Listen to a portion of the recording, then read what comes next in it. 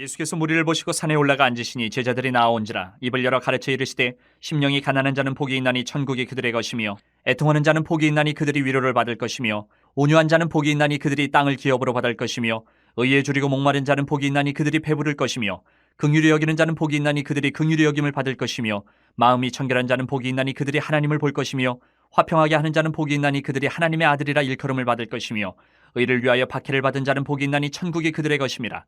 나로 말미암아 너희를 욕하고 박해하고 거짓으로 너희를 거슬러 모든 악한 말을 할 때에는 너희에게 복이 있나니 기뻐하고 즐거워하라. 하늘에서 너희의 상이 큼이라. 너희 전에 있던 선지자들도 이같이 박해하였느니라. 마태복음 5장 1절부터 12절까지 말씀을 나누어 읽었습니다. 이 5장 1절부터 12절 그 뒤로 계속 이어서 산상수훈이라고 그래요. 마태복음 5장, 6장, 7장 이 5, 6, 7장은 예수님께서 산 위에서 많은 사람들을 모아놓고 설교하신 그 설교문인데요. 5, 6, 7장은 산상수훈, 산상보훈 이렇게 말씀하는데 이 내용은 이 설교의 말씀은 마태복음 5, 6, 7장 이 말씀은 구원받은 성도가 하나님 앞에서 어떻게 살아가는 것이 올바른 행실, 바른 마음 자세, 올바른 삶의 태도를 가지고 살아가시는 건지 예수님께서 설교하신 내용이에요. 특별히 오늘 우리가 나눠 읽은 5장 1절부터 12절까지의 이 팔복, 우리가 일명 제목은 팔복이에요.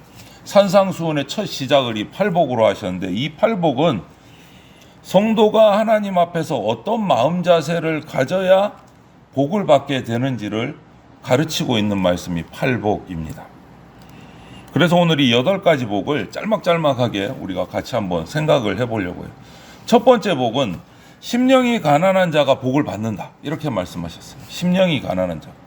여기서 심령이 가난하다 이것은 뭐냐면 영적인 것에 부족함을 느껴갖고 너무 갈급한 마음 생긴 거. 이거 심령이 가난하다고 말이에요. 우리도 밖으로 봐도 이렇게 비유할 수 있어요. 건강한 사람이 식욕이 왕성합니다. 건강한 사람이. 몸에 병이 있는 분은 사실 식욕이 떨어져서 많이 드시지도 못해요. 그런데 건강한 사람일수록 잘 먹어요. 식욕이 당겨요. 이거하고 똑같이 이 영적인 심령이 가난하다. 영적인 갈증이 뭐냐? 심령이 영혼이 건강할수록 이 갈증을 더 느끼는 거예요. 영혼이 건강할수록 영적인 부족함을 느끼게 되고 그것을 채우려고 애를 쓰게 되는. 그래서 고린도후서 7장 11절에 보면 영적으로 갈급한 자가 하나님 뜻대로 근심한다 이렇게 말해요.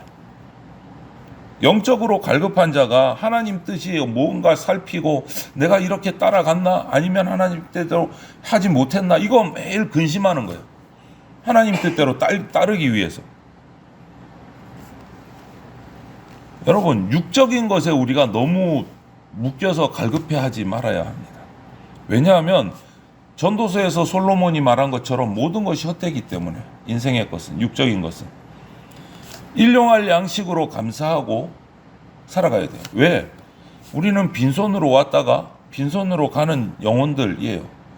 우리가 정말 바라야 될 것은 왔다 갔다 있었다 없었다 하는 게 중요한 게 아니고 영원한 것. 우리가 항상 영적인 것으로 인해서 지혜를 구하고 힘을 구하고 은혜를 간구해야 돼요. 그것은 우리가 하나님 앞에서 계속 가야 되니까. 그래서 오늘 첫 번째 복이 심령이 가난한 자가 복을 받는다. 영적인 것을 구하고 날마다 영적인 것을 채우기 위해서 애쓰는 자가 복 받는다라고 말하는 거예요. 두 번째 복은 애통하는 자가 복이 있다. 이렇게 말합니다. 세상적으로 막 한탄하고 괴로워하는 그런 것을 애통한다라고 말하는 건 아닙니다. 여기서 애통한 자가 복이 있다. 맨날 눈물 줄줄 흘리면서 다녀야 되느냐? 아니고 오히려 하나님 앞에 내가 부족한 것이 있을 때 슬퍼하는 거예요. 내 속에 죄가 있을 때 한탄하고 괴로워하는 거예요. 내가 영적으로 약해서 예수님 앞에 영광 돌리지 못하는 것 때문에 괴로워하는 거, 우는 거예요. 나 때문에 형제가 시험 들었을 때 우는 거예요. 영적으로 신령한 탄식, 이것을 애통하는 자라고 표현을 했어요. 영적으로. 그래서 다윗은요, 시편 6편에 보면 날마다 죄를 회개하면서 내가 눈물로 침상을 띄우고 요를 적신다, 이불을 적신다, 이렇게 말했어요. 이것이 애통하는 모습이다. 그런데 예수님께서는 마태복음 11장 17절에 보면 이렇게 말세를 평가하셨어요. 이르되 우리가 너희를 향하여 피리를 불어도 너희가 춤추지 않고 우리가 슬피 울어도 너희가 가슴을 치지 아니하였다 함과 같도다. 무슨 말입니까? 말세가 될수록 사람들이 냉랭한 시대가 돼요. 애통할 줄 모른다. 여기서 애통, 중요한 것은 이런 심령적인 영적인 울음은 내가 울려고 해서 이제부터 울어야지 억지로 울어지는 게 아니다라는 거예요. 성령이 인도하셔야 된다. 그래서 우리가 하나님께 한 걸음 한 걸음 가까이 나갈수록 이러한 영적인 애통함을 우리가 품을 수 있다. 그때 복 받는다. 그리고 세 번째 말씀은 온유한 자에게 복이 있다라고 말씀해요. 온유해야 합니다. 우리는 하나님 앞에서 온유해야 되고 사람 앞에서 온유해야 돼요. 이 온유하다는 거, 하나님 앞에서 온유하다는 것은 내 부족함을 하나님 앞에 내어놓고 기도하면서 내가 부족하고 내 힘으로 할 수 없습니다. 주님의 뜻대로만 따라가겠습니다. 결단하고 따라가는 거, 이거 온유라고 말하는 거예요. 하나님 앞에서. 성경의 대표적인 인물은 모세예요. 모세를 향해서 하나님은 온유한 사람이다라고 말했어요. 사실 모세는요, 한편으로 보면 성격이 급하고 불같은 사람이라 그랬어요. 온유하고는 좀 상반된 것 같아요.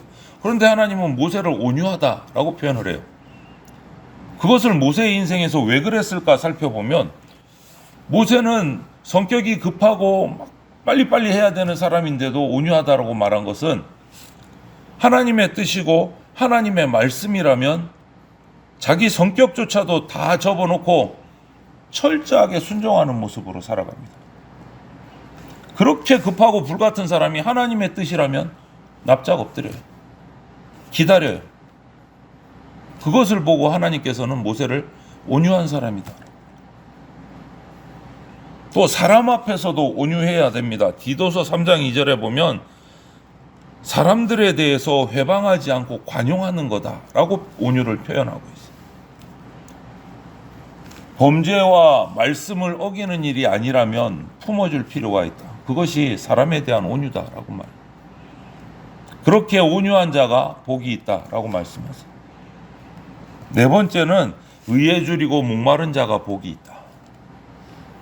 의에 줄인다는 말은 어떻게 해서든지 내가 하나님 말씀대로 바로 살겠다라고 하는 마음이, 이 말을 의에 줄인 자, 목마른 자 이렇게 표현해요. 바르게 사는 것은 뭡니까? 불의를 떨쳐버리는 거예요. 불의에 같이 가지 않는 거예요. 범죄하지 않으려고 발버둥 치고 죄에서 떠나려고 자꾸 나오는 거예요. 이렇게 의를 따라 살아가려 보면 힘듭니다. 외롭기도 합니다. 하지만 그 길이 하나님 말씀대로 살아가는 바른 길입니다. 외롭고 힘들고 사람들이 조롱할 때도 있고, 안 되겠다. 그냥 비슷하게 살아가야지. 그리고 그 길을 저버리게 되는 그 순간부터 우리는 우리 신앙의 순수성은 사라져가는 거예요. 그냥 세상하고 섞여서 살아가게 되는 거예요. 의에 줄이고 목마르다 쉽지 않습니다. 하지만 그때 복 받는다라고 말씀하시고, 그리고 다섯 번째는 긍휼히 여기는 자가 복이 있다라고 말씀합니다. 다른 사람들을 예수님의 그 사랑의 마음, 긍휼의 마음으로 바라보면서 이해하고 도와주고 보살펴주는 거, 이거 긍휼히 여기는 거다라고 말씀하십니다. 사랑의 마음인 거예요. 한마디로 사랑의 마음. 베드로전서 3장 8절에 이렇게 말씀합니다. 마지막으로 말하노니 너희가 다 마음을 같이하여 동정하며 형제를 사랑하며 불쌍히 여기며 겸손하며, 이렇게 말합니다. 이것이 예수님께서 우리를 향한 긍휼하신 마음, 예수님의 마음이에요. 긍휼의 마음. 긍휼히 여기는 자는 긍휼히 여김을 받는다, 복 받는다 얘기하고 계십니다. 여섯 번째는 마음이 청결한 자는 복이 있다 말씀하십니다. 가식 없이 순수한 마음을 말씀하시는 거예요. 어떻게 하면 우리가 이렇게 순수해질 수 있을까? 성경은 진리를 순종하면 우리의 영혼이 깨끗해진다 말해요. 진리를 따르면, 진리에 순종하면 우리 영혼이 깨끗해진다, 청결해진다. 영혼이 청결해지면 우리는 예수님을 닮아갈 수 있게 돼요. 이러한 청결함에서부터 예수님을 닮아가게 되고, 예수님을 닮아갈 때 우리에게 진짜 권위가 나타나고, 억지로 권위를 세우는 거 내가 낸데 내가 최고야 뭐 이게 아니고, 예수 그리스도를 닮아가는 청결한 영혼이 되었을 때 진짜 거기에서 권위가 나오는 거예요. 능력이 나오는 거죠. 그때 청결한 자는 복이 있다. 그리고 일곱 번째 복은 화평케 하는 자가 복이 있다. 하나님과 사람 사이를 화평하게 하고 사람과 사람 사이를 화평하게 합니다. 어디를 가든지 우리 성도들이 갔을 때 거기에 화평이 이루어져요. 이렇게 사람 사이에서 화평함의 역할을 하려면 먼저 내가 하나님과 화평해야 돼요. 하나님과. 로마서 12장 18절에 모든 사람으로 더불어 화평하라 이렇게 말씀하세요. 모든 사람으로 더불어. 중요한 것은 더불어예요. 나 혼자만 평안한 거 아닙니다. 더불어 같이 화평함. 나만 잘 되고 평안한 거 아니다. 나도 되고 남도 잘 되고 이것이 진짜 평안이다. 이것을 놓고 보면 일단 나 먼저 잘 되고 보자. 그 다음에 그 다음은 생각해보고 이거 절대 안 되는 거라요. 결국 이 땅에서 평화를 이루기 위해서는 예수님이 가셨던 길을 따라가야 진짜 화평이 일어나요. 예수님이 가셨던 길이 뭡니까? 내가 먼저 희생하고 내가 먼저 양보하고 그것이 화평을 이루는 길이다. 마지막으로 의를 위해서 핍박을 받는 자가 복이 있다. 이렇게 말씀하세요. 우리가 살아가는 이 세상은 분위기가 그래요. 적당히 눈치 보면서 손해보지 않게 살아가라. 내가 손해보면 잘된 듯 뭐가 필요하냐. 내가 손해보는데 이기적으로 나 중심적으로 적당하게 편리하게 편안하게. 그런데 오늘 말씀은 정반대란 말이에요. 의를 위해서 핍박을 받는 자가 복이 있다. 의의 고난을 포기하면 핍박받을 일도 없어요. 평안히 살아갈 수 있습니다. 그리스도인이. 의를 위해서 살아가는 거 포기하면 그냥 편안하게 살아갈 수 있어요. 그런데 오늘 말씀은 의를 위해서 핍박을 받아야 복이 있다. 세상에서 살아가는 거 생각하면 그냥 의롭게 사는 거 포기하면 편안하게 살아갈 수 있습니다. 하지만 이러한 의의 길 때문에 핍박을 받는 것은 하나님께서 반드시 갚아주시고 복을 주시겠다. 오늘 약속하고 계십니다. 우리가 육신적으로 핍박을 받는 것은 잠시예요. 하지만 그것으로 인해서 영적으로 받는 영원한 복은 정말 영원합니다. 이렇게 오늘 산상수훈 5, 6, 7장의 설교 말씀을 예수님께서 하시면서 설교의 첫 시작을 우리가 읽은 5장 1절부터 12절 8복으로 말씀을 시작하셨어요. 이 8가지 복은 그 복의 시작이 전부 다 하나님께로부터 오는 겁니다. 세상적인 세속의 복이 아니고 우리를 영원하게 하는 복이에요. 하나님께서 주시는 복. 세상적인 복은 일시적이에요. 잠시고 또 그 복이 사라지면 불안해지고 고통이 오기도 하고 불행이 오기도 해요. 세상적인 복은. 하지만 하나님께서 주시는 복은 없어지지 않습니다. 빼앗기지도 않습니다. 영원합니다. 그래서 우리가 이 복을 소망해야 돼요. 이 복을 받는 자가 되어야 됩니다. 그래서 하나님 팔복 주십시오 이렇게 구하려야 될 것 같지만 그렇게 구한다고 받아지는 것이 아니고 이 신령한 복을 받기 위해서 받을 수 있는 준비를 내가 해야 된다. 받을 수 있는 이 팔복을 받을 수 있는 삶을 내가 살아가기 위해서 애써야 된다. 전부 다 뭔가 우리가 행할 때 주님께서 주시는 복이에요. 그냥 달라고 해서 주시는 복이 아니다는 거죠. 오늘 8가지 복을 보십시오. 전부 다 무엇을 할 때예요. 심령이 가난할 때, 애통할 때, 온유할 때, 의에 줄이고 목마를 때, 긍휼히 여길 때, 마음이 청결해질 때, 서로 화평할 때, 의에 줄이고 의를 위하여 핍박을 받을 때, 내가 주님 앞에서 바르게 행하면서 그 삶 가운데 하나님께서 그것을 살피시고 주시는 복이라는 거죠. 달라고 해서 주고받는 그런 복이 아니다.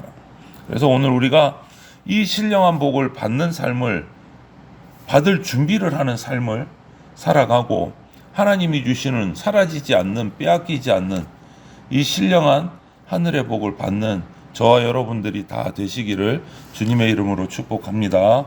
아멘.